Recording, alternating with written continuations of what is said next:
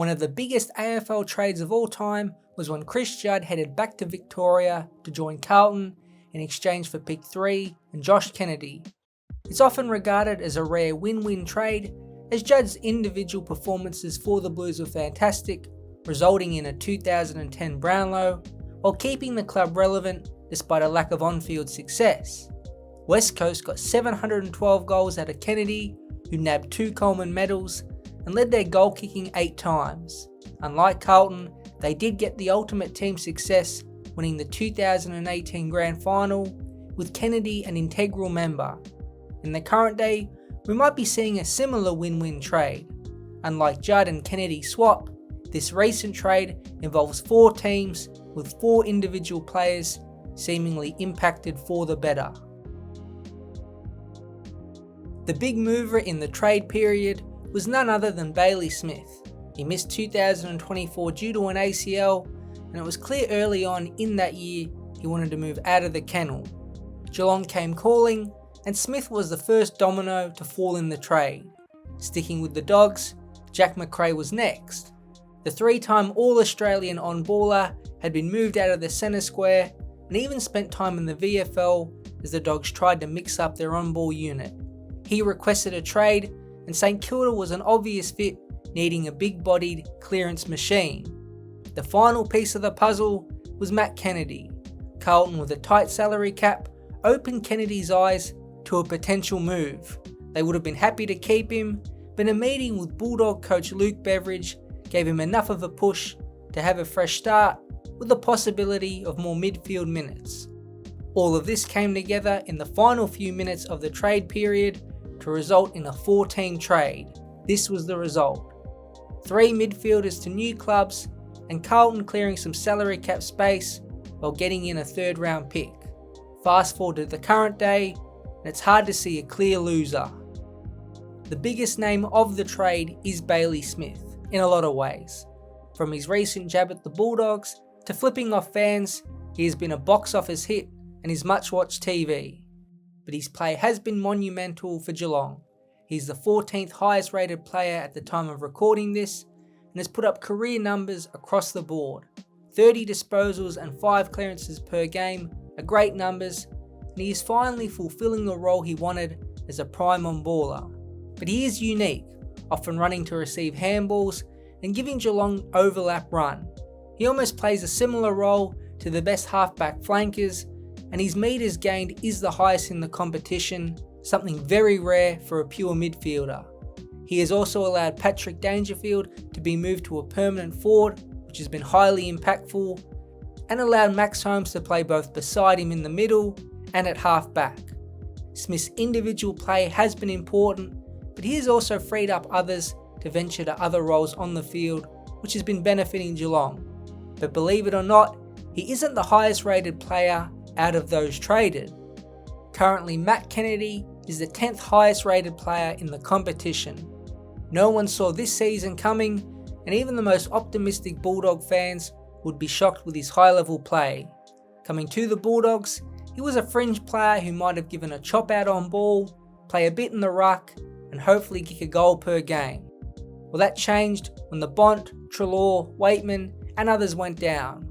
With no Bailey Smith and Jack Macrae either, there was now a clear spot in the team for a big-bodied mid, and Kennedy has delivered.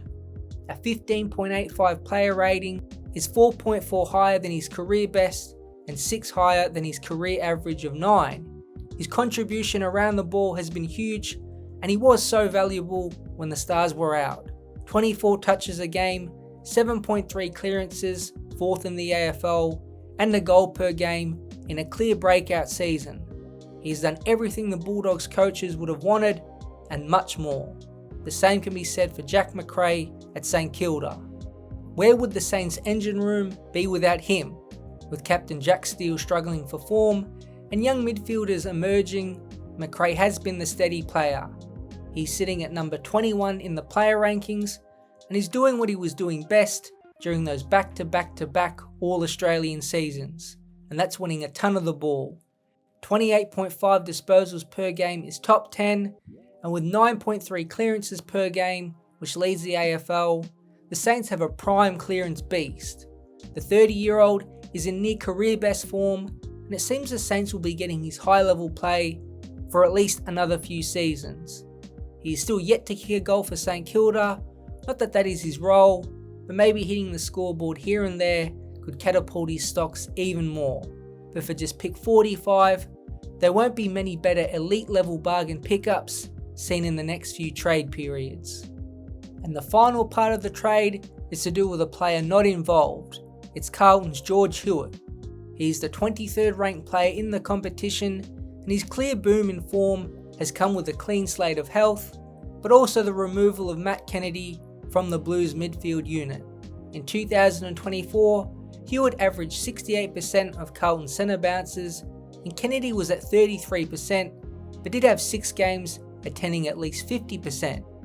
In 2025, with Kennedy out of the rotation, Hewitt is slightly up to 72% of all Carlton centre bounces, but more important, the natural ball hunting role is his. Cripps will always get some of the ball, but Hewitt is pretty much free to gather up his own Sharon and doesn't have to share with Kennedy, as both players are similar types of on-ballers. He's rounded up 30 disposals and 7 clearances per game are career best numbers, and despite getting a ton of the ball, his 7 tackles per game also top any other season he has played in the AFL. With Cripps slightly down on form, and while struggling early on, it's only been more clear to Blues fans the importance of Hewitt's 2025. Up until this point of the season, it's hard to see Hewitt not leading Carlton's best and fairest, and he would have to be a lock in the All-Australian squad at least, if not a member of the final team. Now time will tell how all of these players and their teams fare. There are also picks involved, which can be assessed later down the line, but for now, all of the list bosses involved should at least have a smirk on their face, with maybe a couple smiling with the form of their new players. Each of the players mentioned would be in their club's best and fairest top 5 up until this point in the season, and have improved individually like Smith and Kennedy, or gotten back the chance to play in roles which they are most suited to in McRae and Hewitt. To have all these players mentioned here in the top 23 in the AFL has never happened before. This is an ultra rare thing to see, especially with 4 teams involved, but sometimes it is good that everyone can come out winners and benefit from a bit of change.